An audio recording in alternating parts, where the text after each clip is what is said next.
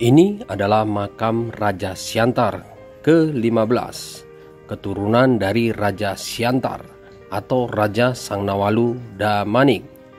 Namanya Raja Ria Kadim Damanik atau Waldemar Damanik. Istrinya Buru Nenggolan. Lokasi ini berada di Nagahuta, kota Pematang Siantar. Dia lahir dari ibunya, istri Raja Siantar yang pertama, yaitu Bede Buru Purba. Di lokasi ini juga ada makam dari keluarga Raja Siantar yang lainnya. Tuan Narudin dan istrinya Buru Purba Dasuha, Tuan Sahman Damanik, Tuan Saidun Damanik, istrinya Buru Marpaung, dan Tuan Buyung Kostan Damanik.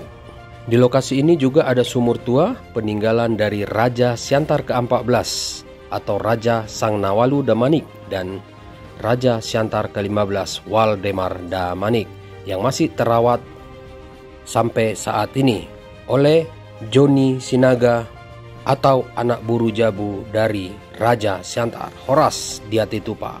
Tagor Soang melaporkan.